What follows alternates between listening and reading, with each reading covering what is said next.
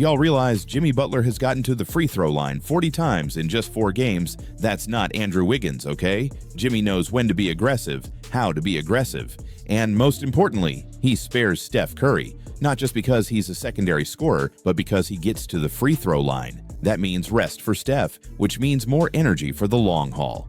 You know that Jimmy Butler has been to the free throw line 40 times. In his debut against Chicago, Butler put up 25 points, 4 assists, 2 rebounds, and a steal, leading Golden State to an improbable 24-point comeback win. Against Milwaukee, he followed it up with 20 points, 9 rebounds, 6 assists, and 4 steals, another crucial victory. His hard screens forced defenders to switch, drawing heavy contact and getting opponents in foul trouble. His relentless drives are disrupting defensive schemes. Curry sneaking down court, and Curry with the dunk. Take a picture. It's going to be Steph Curry elevating. Normally goes to the 2 hands, but this time the 1-hand flush. Suddenly, Draymond's bold prediction wasn't sounding so crazy, and we were starting to understand exactly why Curry pushed for this trade. The truth is, Golden State is no longer the dynasty that once terrorized the league. I believe that their ceiling is a first-round exit. Some even argued that Wiggins was the better fit, but what they all missed was why the Warriors made the trade. This move wasn't about numbers, it was about attitude. It was about bringing in a killer who could reignite a franchise desperate for a spark. It was obvious. The Warriors needed a change, but no one expected that change to come in the form of the ever-controversial Jimmy Butler. What's up, my good people? I'm happy to be here. The moment the deal went down, critics pounced. Maybe.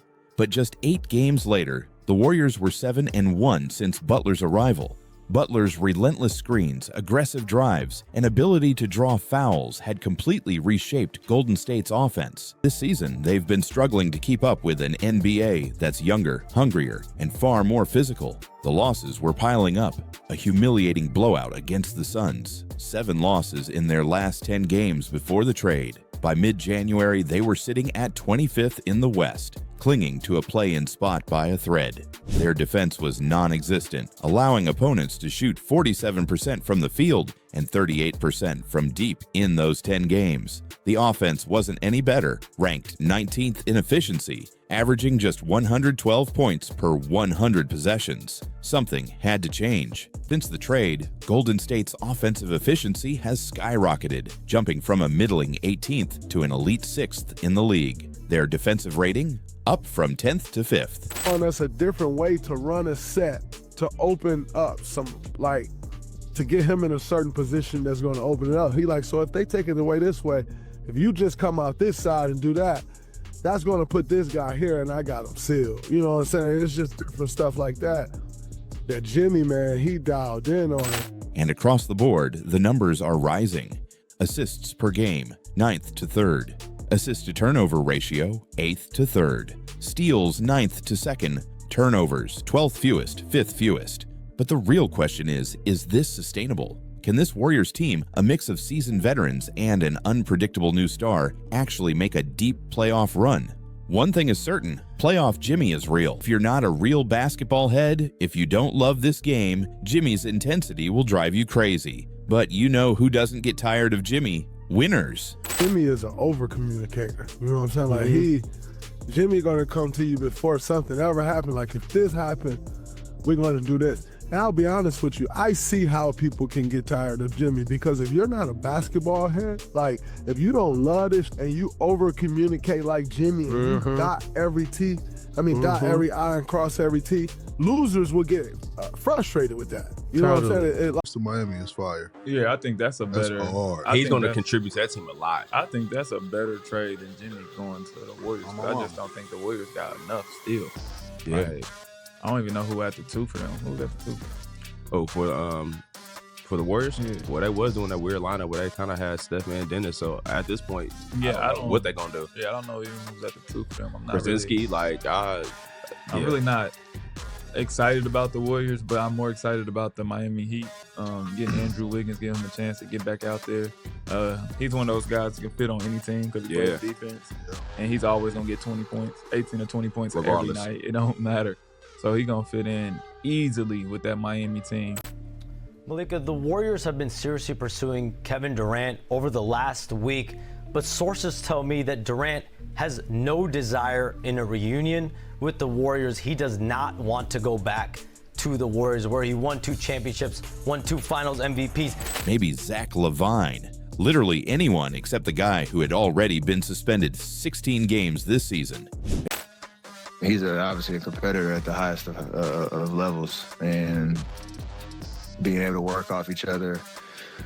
I'm excited to see what it looks like. I'm gonna watch a lot of, whenever it's time to watch a lot of Miami film to understand some of the sets that they like to run for him, and see what we can kind of transition to our playbook. And we want to give him free reign to give us, some insight on what he's comfortable with and make those adjustments. And when the deal was sealed, Draymond Green was so confident he didn't just predict a title, he guaranteed it. Like if you don't love, eat, breathe this, and more importantly, winning, you can get frustrated with that. So I can see in 2 weeks or 3 weeks, whatever it's been, how someone can get frustrated with Jimmy. Yep. Because most people aren't winners. And so the things that he's doing, like when I tell you, to me, it's music to my ears. And right now, Butler's energy is changing the Warriors. While Jimmy Butler was stirring up drama in Miami, the Golden State Warriors were spiraling.